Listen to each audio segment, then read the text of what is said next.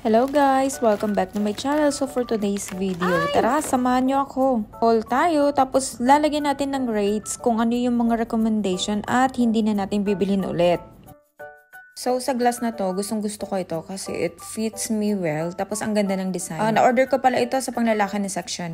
Yung case na to hindi ko nagustuhan kasi manipis. So parang useless siya, hindi siya makaprotect. Ito naman, ballpen na may eraser. So okay lang. So ito naman, ito. Itong beads na to okay lang kaso nababasag siya. So, hindi na ako bibili. So, ito pala guys, na-excite ako. Yan. At, nakalagay is Peel Talk Lip Tint. Yung tint siya na, alam mo yung ipipeel off mo siya. So, itatry ko siya. Ito naman gunting. Yan.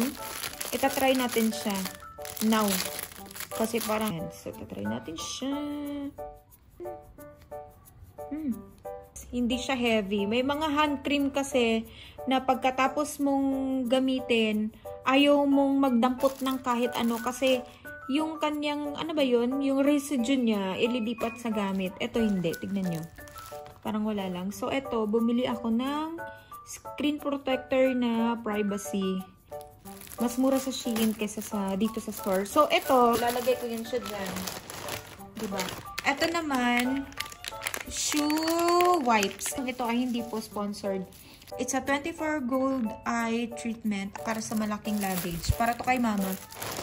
So, ito para sa maliit na luggage. Para din to kay mama. Yan guys. Papasaya sa akin. Phone case. Mura ko lang to nabili. Ay, ito na yung brush na in-order na. Mga bago tayong babies. Ay, akala ko pink ang na-order ko. Ito, similar sa sa sponge ng Sephora. So, tatry natin to lahat. Ayan. Pang beads. Laruan. Patawag dyan. Yung parang balm. Sabon siya na matutunaw siya sa water. So, let's check it out. Akin to eh. Ba't ang gulo? Ay, ang laki naman ito. Akala ko, huy. Okay. Ibahin natin to ng pasta yung mga hindi atin. Para checks yung aking mga sana naman durable ito.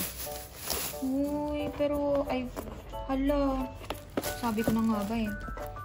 Ang sabi doon 3 pieces pero bakit isa lang yung na-receive natin? It's a scam. Sabi doon talaga sa description guys, 3 daw. Ano?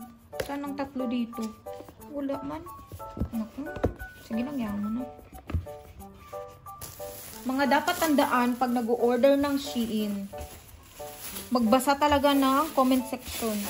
Sabi sa description, 3 pieces. Naging 3 pieces? Isa lang naman siya. Diba? So, dyan ka. So, that's it for today. Bye!